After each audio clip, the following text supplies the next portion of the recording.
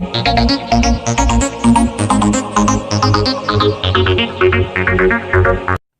India, स्वागत है आपका आपके अपने यूट्यूब चैनल वाईटी प्रेप पर। तो आज हम लोग पढ़ेंगे प्रॉफिट एंड लॉस पार्ट 3।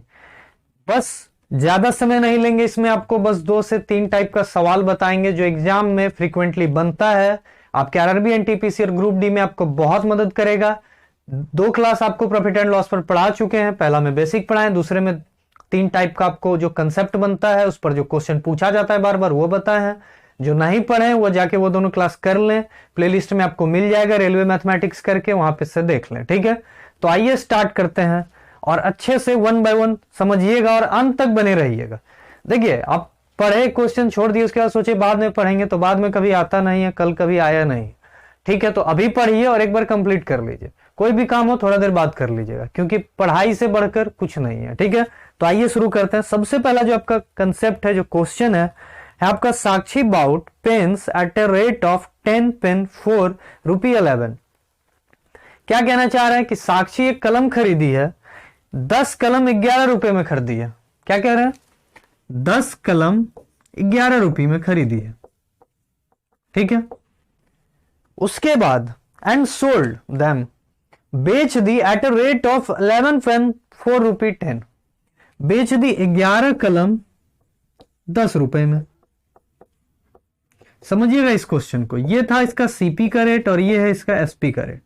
अब समझिएगा कि 10 कलम 11 रुपया में खरीदी थी और 11 कलम 10 रुपए में बेच दी थी। इसको फायदा हुआ या नुकसान हुआ, यहां से सबसे पहले हम ये पता लगाएंगे। ठीक है, क्योंकि आपके क्वेश्चन में डायरेक्ट नहीं पूछा गया है कि फाइंड द प्रॉफिट परसेंट, या फिर डायरेक्ट नहीं बोला गया कि फाइंड द लॉस परसेंट।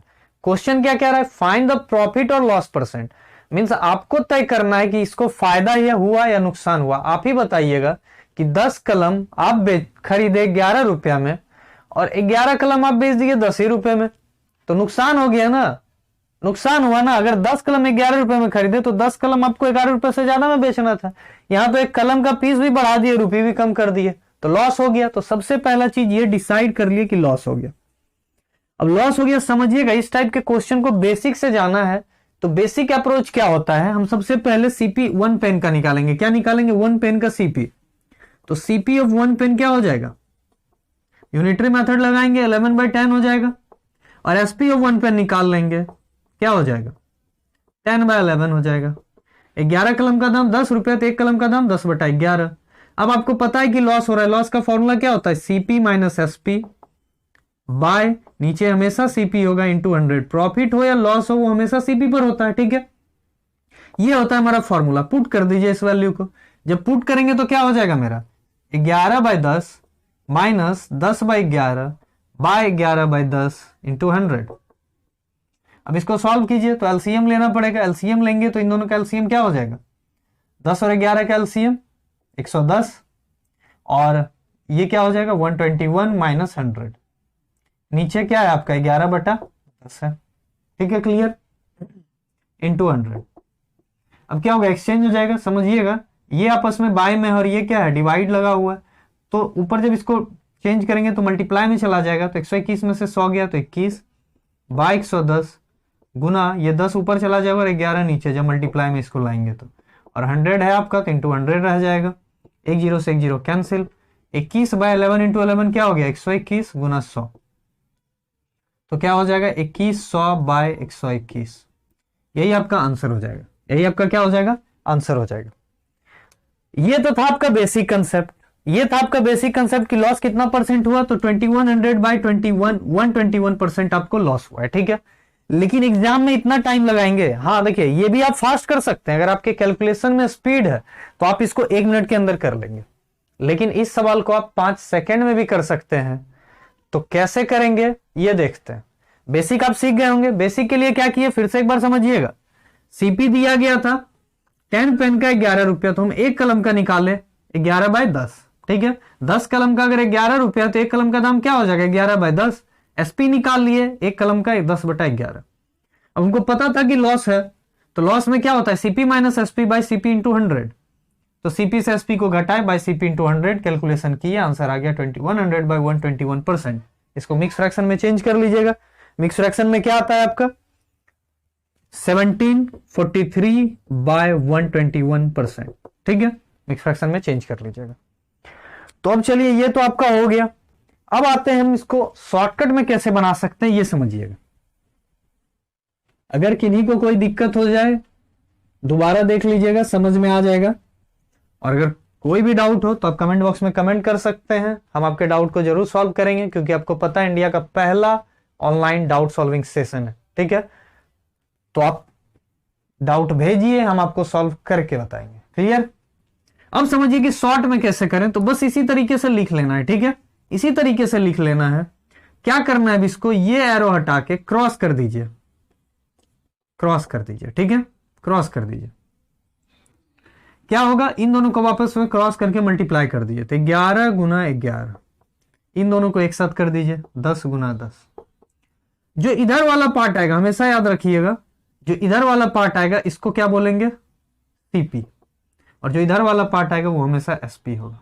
ठीक है, याद रखिएगा, जो इधर वाला पार्ट आएगा वो हमेशा सीपी होगा, जो इधर वाला पार्ट आएगा वो हमेशा एसपी होगा। चाहे आप किसी भी क्वेश्चन पे बना लीजिएगा, सबको फॉलो करेगा ये रूल। क्लियर? क्या करना है फिर से समझिएगा। लिख लिए पहले 10 पेन का 11 और 11 पेन का 10, दोनों को लिख लिए। अब क्या करना है, इससे इसको क्रॉस मल्टीप्लाई करना है, इससे इसको और इससे इसको। तो 11 गुना 11 क्या आ गया आपका 121, और ये हमेशा सीपी होगा, हमेशा ये वाला सीपी आएगा इस साइड वाला, और इस साइड वाला हमेशा एसपी आएगा। 10 गुना 10 100 एसपी। अब आपको पता चल रहा होगा क्या हुआ यहां पर। देखिए, यहां से भी आप क्लियर पता लगा सकते हैं कि लॉस होगा कि प्रॉफिट होगा। 121 सीपी है और 100 एसपी है, तो प्रॉफिट हुआ या लॉस हुआ? लॉस हो गया। 121 रुपया उसका खरीद है और 100 रुपया उसका बिक्री है, तो क्या हो गया, उसको लॉस हुआ।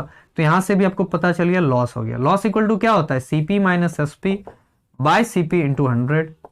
सेम फॉर्मूला लगाना है, लेकिन बहुत आसानी से हो जाएगा। 121 में से 100 करना है। क्लियर? ठीक है, 121 माइनस 100 किए तो 21 बाय सीपी आपको पता है ये है 121 इंटू 100। देखिए कितना आसान पड़ा। तो 2100 बाय 121%। तो फिर आप इसको मिक्स फ्रैक्शन में चेंज कर सकते हैं, 1743 बाय 121%। क्लियर? समझ में आया कंसेप्ट क्या करना है? ये ज्यादा आसान तरीका है, इससे आपको कैलकुलेशन कम करना पड़ता है। ऐसे उसमें क्या है, पहले फ्रैक्शन सॉल्व कीजिए, फिर डिवाइड कीजिए, फिर उसके बाद सॉल्व होता है, तो कैलकुलेशन स्पीड रहेगा, तो वो भी प्रोसेस सही है। अगर आपको ये प्रोसेस पसंद आया, अच्छा लगा, तो इससे भी आप चल सकते हैं। क्लियर? मेरा काम है जितना भी प्रोसेस है सबसे आपको अवगत कराना। क्लियर है? तो अब चलिए अगला कंसेप्ट पर देखते हैं। इस कंसेप्ट पर भी एग्जाम में बहुत सवाल पूछा जाता है, और पूछा जाता है, लेकिन आरआरबी एनटीपीसी का एक खासियत समझिएगा कि सारा क्वेश्चन उठा चुका है प्रॉफिट एंड लॉस का, इसको छोड़ के इससे बहुत पहले उठाया जाता था। तो इस साल चांस है कि इस टॉपिक से क्वेश्चन आएगा, इसीलिए से ये क्वेश्चन करना बहुत ज्यादा जरूरी है आपके लिए। क्लियर? क्योंकि आपको भी पता है कि जो आप प्रीवियस ईयर पूरा पढ़ के जाते हैं उस पर क्वेश्चन नहीं आता, 1-2 साल पहले का दे देता है। जो पिछले साल पूछा उससे थोड़ा सा अलग पूछेगा, नहीं तो फिर सब 100 में 100 ले आएगा, है ना।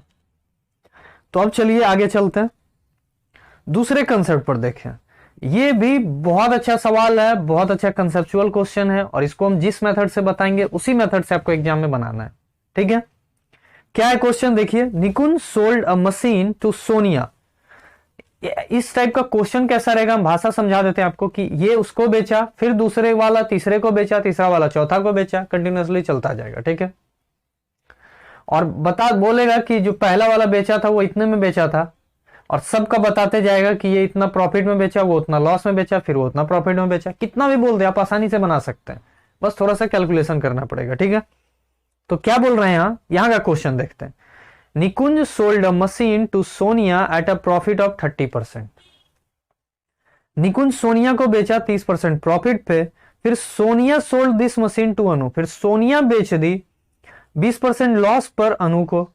निकुंज 5000 पेड किया था इस मशीन का, तो बताइए कि अनु को कितना पड़ा। अनु का सीपी क्या है, अनु जो खरीदा। तो यहां 3 आदमी का ही जिक्र हुआ है। सबसे पहले निकुंज बेच दिया सोनिया को, और सोनिया बेच दी अनु को, बस इतना ही हुआ है। तो बस समझिएगा कि जो बेचा उसका कॉस्ट प्राइस क्या है वो लिख लीजिएगा, बहुत आसान है। तो 5000 है तो 5000 लिख लीजिए।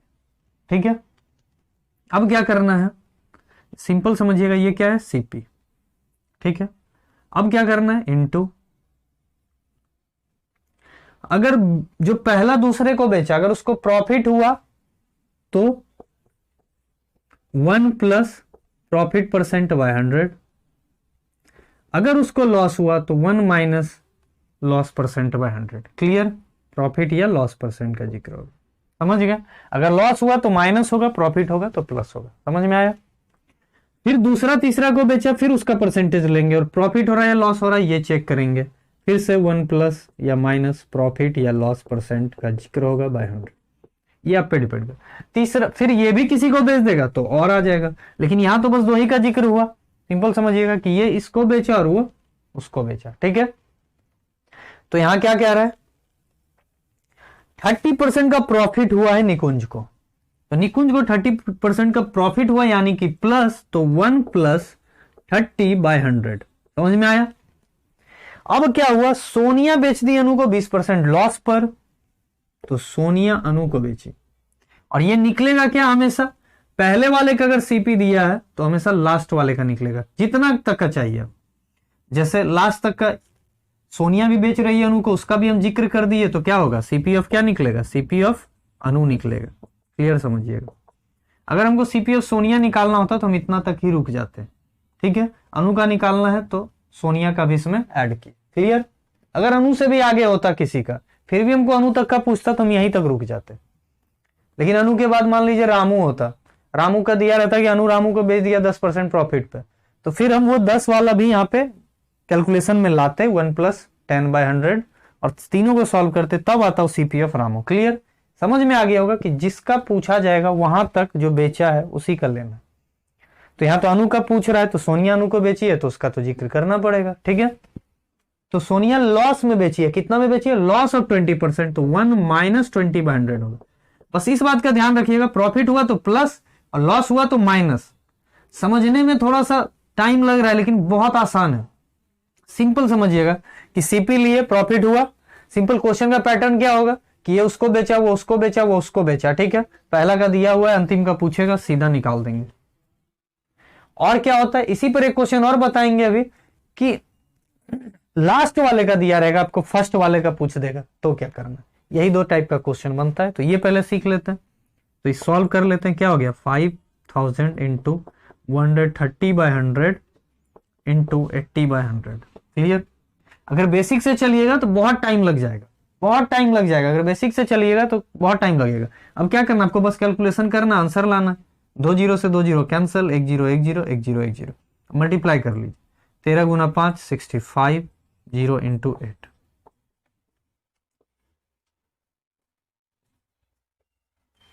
$5200 हो गया आपका। ठीक है? कितना आंसर आ गया आपका? 5200। क्लियर? समझ में आ गया? तो ये है, मतलब बहुत बेसिक कंसेप्ट था, आसान कंसेप्ट था। हम आपको ट्रिक बताए। बेसिक से अगर चलिएगा तो क्या करना पड़ेगा, करेंगे नहीं, बस बता देते हैं कि क्या करना पड़ेगा। कि समझिएगा, अगर आप बेसिक से चलते तो क्या करना पड़ता। निकुंज, सोनिया और अनु। निकुंज का सीपी दिया हुआ है, इसका प्रॉफिट दिया हुआ है, तो पहले हम एसपी निकालते निकुंज का। जो निकुंज का एसपी होता फॉर्मूला पुट करके, वही सोनिया का सीपी होता। जितना में ये बेचा उतना में ही खरीदी। अब सोनिया का जो लॉस परसेंट है, इसके मदद से फिर एसपी निकालते और जो इसका एसपी होगा वही इसका सीपी होगा, फिर ये करते। तो कितना टाइम लग जाता आप खुद समझ लीजिए, बहुत ज्यादा टाइम लग जाता है। इसलिए इस मेथड का यूज कीजिएगा, बहुत आसानी से कर लीजिएगा। क्लियर? समझ में आया? अब चलते हैं इसी क्वेश्चन को वापस समझते हैं कि अगर इसी क्वेश्चन पे ये दिया रहता, अभी दिया हुआ था कि सीपी ऑफ निकुंज, अगर ये दिया रहता सीपी ऑफ अनु, क्या दिया रहता? सीपी ऑफ अनु। बस इसी पे हम आपको दोनों समझा दे रहे हैं। सेम क्वेश्चन होता है, बस क्या होता है, लास्ट वाले का दिया रहता है। तो यहां समझ लीजिए कि सीपी ऑफ अनु है। क्वेश्चन देख लीजिए आप लोग, क्या दिया गया है? CP of Anu is 5000, then find the CP of Nikunj. Clear? Then find the CP of Nikunj. तो इसमें क्या करना है, बहुत आसान है, सिंपल समझिएगा। बस उल्टा करना है, सेम प्रोसेस रखना है 5000 इंटू, बस आपको क्या करना है, ध्यान से समझिएगा कि जो यहां पर 1 प्लस पी बाय 100 कर रहे थे, 1 प्लस 30 बाय 100 कर रहे थे, ये सेम रखना है। सिर्फ आपको करना क्या, जस्ट इसको रिवर्स कर देना है। क्या करना है?